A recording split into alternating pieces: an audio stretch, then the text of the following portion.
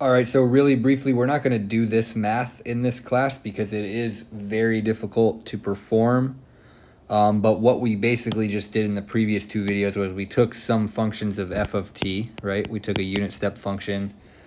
We basically passed it through the Laplace transform, and out came some function of s, right?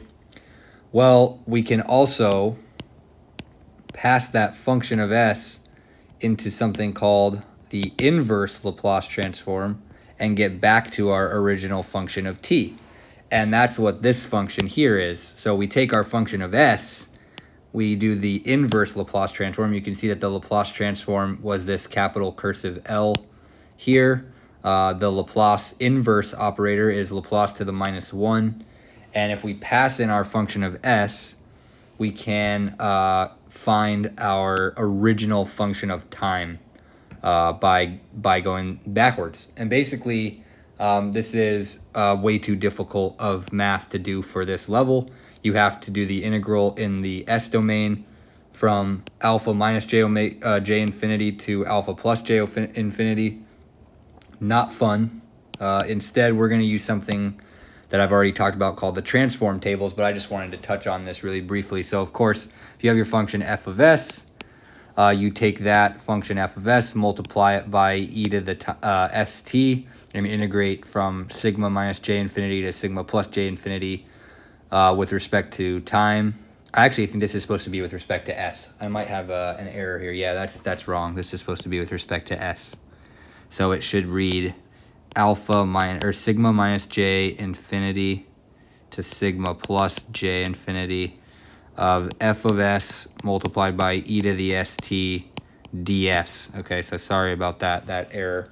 But that is the Laplace inverse, the inverse Laplace transform of f of s.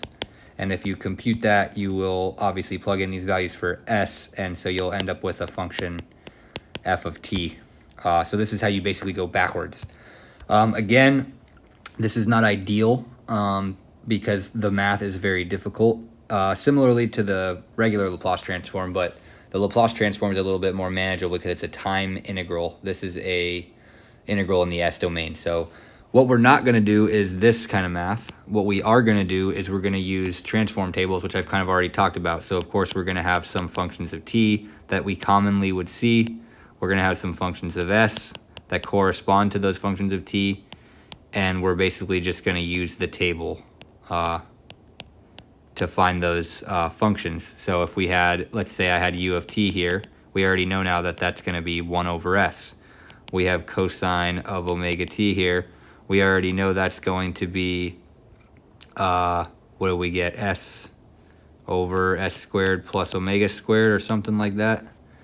So that's how the transform table works. You would just say, oh, okay, cool, in the s domain I got 1 over s, so now to go back to the time domain, I just look at the table, and I know that the time domain function corresponding with a function of 1 over s is u of t, etc. And so there's going to be a big table that I'll give in the future slides from the textbook that you can use. You can also look up Laplace transform tables online for various functions, but the textbook authors have basically provided a table of these transforms that you can use that are useful particularly for circuits because they know the kinds of functions that you're going to be dealing with in a typical circuit. Okay, so I'll end this video here. Just wanted to touch on the inverse Laplace transform so you know what it is and why we need it, because basically the next video I'm going to talk about how we apply this to circuits, and then you're going to see why we need the Laplace and the inverse Laplace transforms. Okay, so I'll end this video right here and we'll see you in the next one.